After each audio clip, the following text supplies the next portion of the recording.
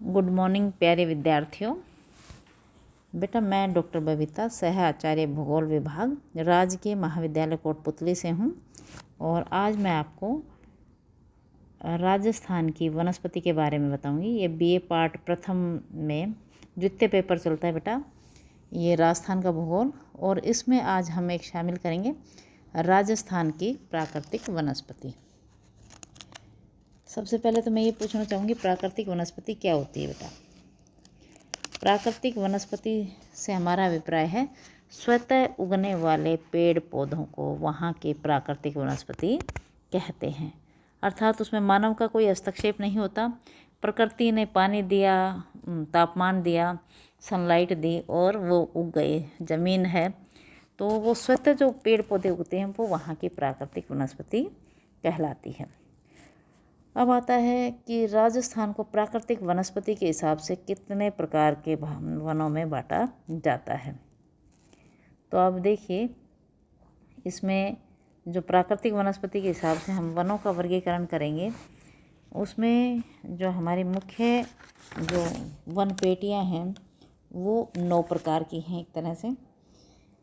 सबसे फर्स्ट है आपका शुष्क सागवान वन, शुष्क पतझड़ वन सेकंड, नंबर 3 मिश्रित पतझड़ वन, है ना। और फिर आता है आपका सालर वन, फिर आपका डाक या प्लास वन, और फिर उष्ण कांटेदार वन, उपोष्ण सदाबहार वन, धोकड़ा वन और खैर के वन। तो इस प्रकार से ये अलग अलग वो जो वनों की पेटियां दी गई हैं, बेल्ट बनाई गई हैं। इसी आधार पर सबसे पहले हम करेंगे कि मिट्टी और जलवायु और वहाँ की प्राकृतिक दशाओं के आधार पर ये इस प्रकार की पेटियाँ यहाँ मिलती हैं। सबसे फर्स्ट है आपका शुष्क सागवान वन।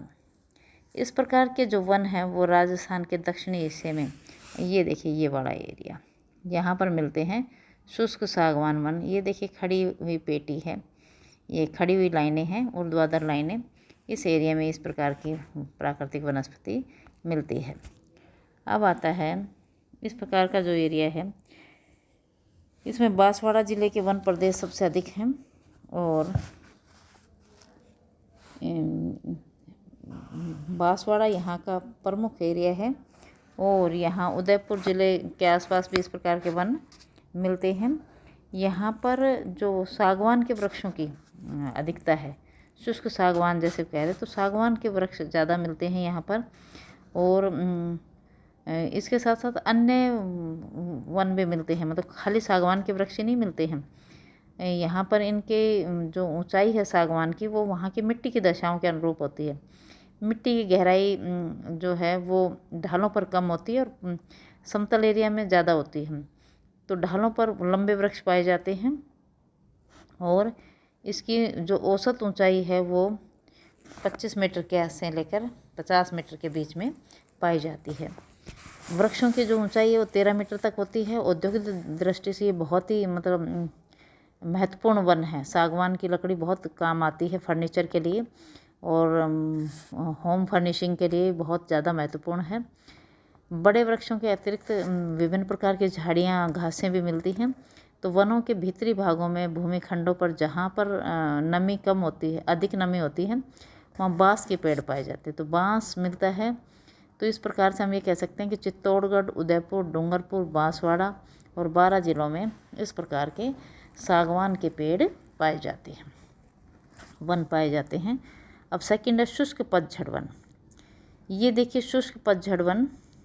अब ये शुष्क, ये आड़ी लाइनें देख रहे हैं आप, ये बेटा उष्णकटिबंधीय वन है। और ये अरावली क्षेत्र के उदयपुर और बांसवाड़ा क्षेत्र में इनकी ऊंचाई मतलब 27 सेंटीमीटर के आसपास होती है। इस प्रकार के जो वन हैं वो 50 सेंटीमीटर से 100 सेंटीमीटर वर्षा वाले प्रदेशों में मिलते हैं। ये तिरछी लाइनें दिखाई दे रही होंगी बेटा, ये उदयपुर बांसवाड़ा के आसपास हैं ये इस प्रकार के। और इनमें जो प्रमुख वृक्ष है वो धोकड़ा, तेंदू, बबूल, बरगद, गुल्लर, कैर, नीम, बहेड़ा, सेमल, टिमरू, बांस, ओक व करोंदा के पेड़ है। ऊंची पहाड़ियों पर ये वृक्ष में बांस, आंवला, ओक, थोर, करोंदा है। और धोकड़ा वृक्ष की लकड़ी है वो कठोर और मजबूत होती है और इसमें फ्लेक्सिबिलिटी भी बहुत ज़्यादा होती है। तो इसलिए ये फर्नीचर के लिए और कृषि में जो औजार होते हैं उसके लिए भी ये काफ़ी काम में आती है। खैर से कत्था, खिरनी से खिलौने और तेंदू से बेड़ी यहाँ बनाई जाती है। अब तीसरे प्रकार का जो वन है वो आता है बेटा मिश्रित पतझड़ वन। ये मिश्रित पतझड़ वन देखिए, ये तिरछी लाइनें प्लस बीच में डॉट डॉट हैं। ये कहाँ मिलता है देखिए, ये एरिया आप डिसाइड कीजिए। इसमें उदयपुर, कोटा, राजसमंद, बूंदी, चित्तौड़गढ़ और सिरोही जिले पाए जाते हैं। ये वन लगभग 9000 वर्ग किलोमीटर में फैले हुए हैं। इसमें जो वो औसत वार्षिक वर्षा है वो 35 सेंटीमीटर होती है और ये वनस्पति है, इसमें काफ़ी विविधता है बेटा। इसमें मतलब हम ये कह सकते हैं धोकड़ा भी है, बरगद, गुलर, आम, जामुन, बबूल और कैर, इनकी मिश्रित से हैं। इसमें मानसूनी वन भी हैं और ये मरुस्थलीय वन भी हैं। ये लकड़ी इनकी काफ़ी उपयोगी होती है और फर्नीचर में खूब मतलब काम आती है। कुछ स्थानों पर जहाँ ज़्यादा वर्षा होती है, मिट्टी अच्छी है, वहाँ सागवान के पेड़ मिल गए हैं। बाकी तो ये मिश्रित पतझड़ीय वन मिलते हैं, अर्थात मरुस्थलीय और अर्ध शुष्क मरुस्थलीय वनस्पति है उसका मिश्रण पाया जाता है। अब नंबर 4 है सालर वन। ये डार्क डॉट देखिए दिखाई दे रहे होंगे आपको, ये सालर वन है। इस प्रकार के जो वन हैं वो मेनली अलवर, चित्तौड़गढ़, उदयपुर, सिरोही, अजमेर, जयपुर और जोधपुर जिलों में मिलते हैं। अर्थात ये लगभग संपूर्ण राजस्थान में छितरे हुए मिलते हैं और ये अरावली श्रेणियों के ऊपरी ढालों पर मिलते हैं सालर के वन। यहाँ पर जो मेनली जहाँ वर्षा 50 से 100 सेंटीमीटर होती है वहाँ इस प्रकार के वन मिलते हैं। अच्छा, ये जो इनके वृक्षों की ऊंचाई है ये 12 से 15 मीटर तक होती है बेटा। इसका जो तना है वो सीधा होता है, मजबूत होता है और दानेदार होता है और सामान की पैकिंग के लिए ये लकड़ी काम आती है सालर की। तो गहरी मिट्टी वाले क्षेत्रों में यहाँ घासें भी काफ़ी घनी मिलती हैं। तो ये सालर वन है। सालर वन मेनली सारे राजस्थान में मिलते हैं। नेक्स्ट आता है प्लास और ढाक के वन। ये वन चित्तौड़गढ़, कोटा, झालावाड़ आदि जिलों में काली मिट्टी वाले एरिया में पाए जाते हैं। अर्थात ये नीचे की ओर देखिए बेटा, यहाँ पर मिलते हैं ये वन। और यहाँ पर जो बहेड़ा, महुआ, सफ़ेद सिरस, करंज, गुल्लर, पारस पीपला यहाँ की प्रमुख वनस्पति है। नेक्स्ट है नंबर 6 उष्ण कांटेदार व शुष्क वन। उष्ण कांटेदार व शुष्क वन। अब इसमें देखिए कौन से एरिया आता है। ये कांटेदार वन है और ये मुख्य रूप से बेटा ये मतलब पश्चिमी राजस्थान में ही मिलेंगे।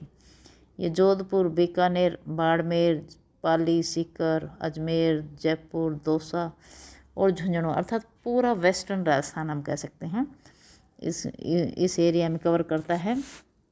और शुष्क एरिया में है ये और ये 1854 वर्ग किलोमीटर में पाए जाते हैं। यहाँ पर जो वर्षा की मात्रा बहुत ही कम है, 25 से 50 सेंटीमीटर होती है और रेतीली भूमि है, शुष्क जलवायु है और ये झाड़ीनुमा पौधे होते हैं। ये मुख्यतः यहाँ का जो प्रमुख जो वृक्ष है खेजड़ी है, रोहिड़ा, बेर, जाल, कटीले, बबूल, कैर आदि वृक्ष पाई जाती हैं। इन वृक्षों की जड़ें हैं वो बहुत लंबी होती हैं, छाल मोटी होती है और ये जड़ें गहरी होने के कारण ये भूगर्भ से काफ़ी गहराई तक नमी ग्रहण कर लेती हैं। कुछ वृक्षों की पत्तियां व तने हैं वो बहुत मोटे होते हैं और कई कटीले बहुत ज़्यादा होते हैं ये बेटा। ये पेड़ काफ़ी दूर दूर होते हैं और इसमें बीच बीच में घासें भी उगाती हैं।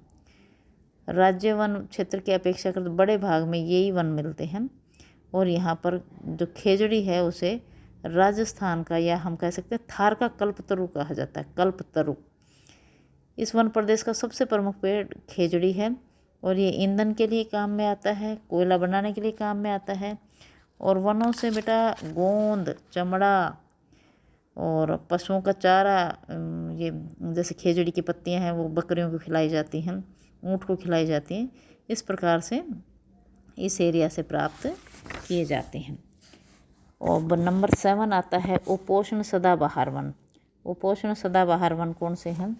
इन वनों में सदाबहार वन में आबू पर्वत के चारों तरफ मिलते हैं बेटा। ये 32 किलोमीटर के क्षेत्र में है और यहाँ पर आम, जामुन, रोहिड़ा और बांस यहाँ की प्रमुख वनस्पति है। तो आबू पर्वत पर ये सबसे ज़्यादा उपोष्ण सदाबहार वन मिलते हैं। नंबर 8 धोकड़ा के वन। ये धोकड़ा के वन है, ये मरुभूमि के जिलों को छोड़कर सभी जिलों में इस प्रकार के मिलते हैं और ये 8 मीटर ऊंचे होते हैं और सवाई माधोपुर में ये 12 मीटर की ऊंचाई तक मिल जाता है। और लास्ट है खैर के वन। ये बेटा बाराकोटा, झालावाड़, अलवर और सवाई माधोपुर और चित्तौड़गढ़ में मिलते हैं और यहाँ धोकड़ा, झिंजा, सहचारी वृक्षों में घटबेर, बेल आदि यहाँ के प्रमुख वृक्ष हैं। तो इस प्रकार से राजस्थान की ये प्राकृतिक वनस्पति समाप्त होती है। थैंक यू बेटा।